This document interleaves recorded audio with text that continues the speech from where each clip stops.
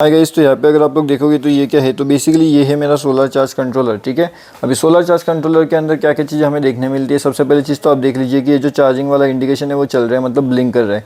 इसका मतलब कि जो है हमारा सोलर से जो पावर आ रही है वो आ रही है एंड हमारा जो बैटरी है वो भी चार्ज हो रही है। ठीक है, आप देख सकते हो। अब उसके साथ में यहाँ पे पूरा वायर का कनेक्शन मैंने लगा करके रखा हुआ है। पूरे डिटेल में मैंने आपको प्रीवियस वाले अलग अलग वीडियोस में एक्सप्लेन करके रखा हुआ है किस तरीके से कनेक्शन काम करता है। अभी अगर मैं ये बटन प्रेस करता हूँ तो आप यहाँ पे देख सकते हो कि चार्ज कितना था वोल्टेज तक जा सकता है, डिस्चार्ज वोल्टेज कौन सा है। मुझे बैकअप 24 घंटा चाहिए, B01 मैंने सेट किया है। B01 का मतलब होता है लीड एसिड। अभी लीड एसिड मेरे पास बैटरी है तो मैं बैटरी भी आपको दिखाता हूँ। आप यहाँ पे देख सकते हो दोस्तों, ये वाली बैटरी जो है मेरे पास में है, जो कि 12 वोल्ट एंड 16 एम्पियर आवर की जो बैटरी है वो मेरे पास में है। एंड ये काफ़ी बढ़िया से चल जाती है इस सोलर चार्ज कंट्रोलर के साथ में।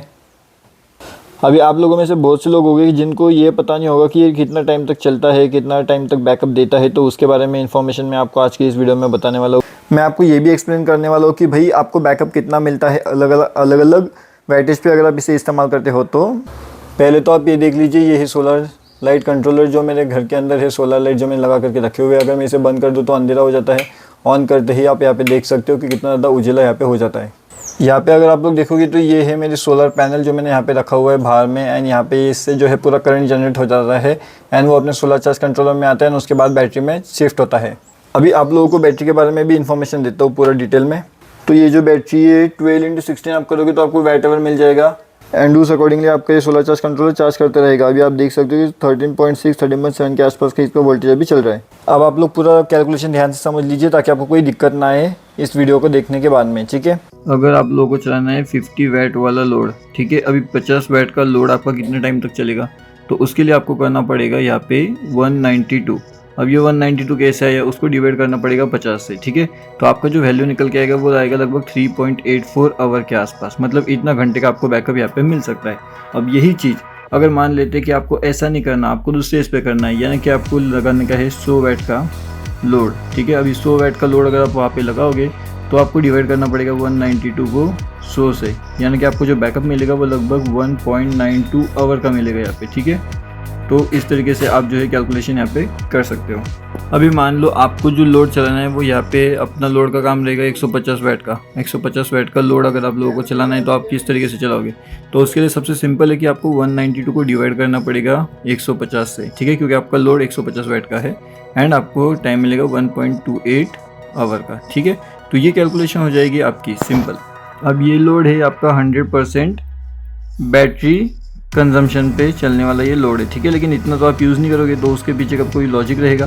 तो वो लॉजिक कैसे काम करेगा, अब उसके बारे में भी बात करें। जनरली क्या होता है ना कि बैटरी का जो कट ऑफ वोल्टेज होता है वो लगभग 10.7 का होता है। अब आपके यहाँ पे कितना है वो आप कंसिडर करिए। अगर आपका 10.7 का कट ऑफ वोल्टेज है, ठीक है, कट ऑफ वोल्टेज जिसे बोलते हैं, अगर ये आपके इसके अंदर है, तो फिर अगर आपको 50 वैट का लोड लगाना है तो 50 वैट का लोड आपका कितना टाइम चलेगा, तो 153.6 डिवाइडेड बाई 50, यानी कि कैलकुलेशन आएगा आपका 3.07 घंटा। ठीक है, अभी आपका एक क्या साइड का कैलकुलेशन हो गया। अब अगर आपको यही चीज़ कितने में पे 100 वैट का लोड पे चलाना है, तो 100 वैट पे कैसे मिलेगा आपको यहाँ पे 153.6 अपॉन 100 इक्वल्स कितना आएगा 1.54 आएगा। एंड यही चीज़ अगर आपको 150 वैट के लिए चाहिए, ठीक है, तो 150 वैट के लिए आपको कैसा करेगा, तो 153.6 अपॉन 150, तो आपको मिलेगा लगभग 1.02 आर। अब ये कैसे होगा, अगर आपके यहाँ पे कट ऑफ वोल्टेज 10.7 है तो अब ये जो 10.7 कट ऑफ वोल्टेज ये कैसे है, तो बेसिकली आपका जो 100% यूटिलाइजेशन होता है 12 वोल्ट इंटू 16 AH की आपकी बैटरी हो जाती है। तो ये 16 AH को अगर आप मल्टीप्लाई करोगे तो आपका कैलकुलेशन आएगा 192 WH वैट आवर। तो ये पहला कैलकुलेशन 192 वैट आवर का आता है। आपके पास में अगर कट ऑफ वोल्टेज है 10.7 का तो आपको यहाँ पे आएगा 192 इंटू 0.8। हम थोड़ा सा इसको कट ऑफ वोल्टेज के हिसाब से अगर एडजस्ट कर लेंगे तो आपको आएगा 153.6 वैट आवर का कैलकुलेशन। तो उस हिसाब से हमने कैलकुलेट कर लिया है। मतलब कि यूजेबल कैपेसिटी जो होती है बैटरी की वो लगभग 80% के आसपास हम लोग यहाँ पे इस्तेमाल कर सकते हैं। दोस्तों मैंने आपको यहाँ पे दो चीज़ें बताई, यहाँ पे दो अलग अलग चीज़ें एक्सप्लेन किया है। तो पूरा discharge voltage plus discharge voltage मैंने आपको यहाँ पे एक्सप्लेन किया है तो पूरा डिस्चार्ज अगर हम लोग करते हैं तो थोड़ा सा बैकअप ज़्यादा मिलता है, लेकिन पूरा डिस्चार्ज हमें जनरली नहीं करना चाहिए लीड एसिड बैटरीज को, इसलिए हमने थोड़ा कम किया एंड 80% का इफिशियंसी पकड़ते हुए हमने उसे कैलकुलेशन किया है। एंड जो कैलकुलेशन आता है वो लगभग आप पकड़ सकते हो कि उतना वाटेज का लोड अगर आप लोग चलाओगे तो उतना टाइम तक आपका लोड आराम से चल जाएगा इन बैटरीज के ऊपर। तो दोस्तों आपकी वीडियो कैसा लगता है, कुछ समझ में नहीं आया तो आप मुझे इंस्टाग्राम पे भी फॉलो कर सकते हो।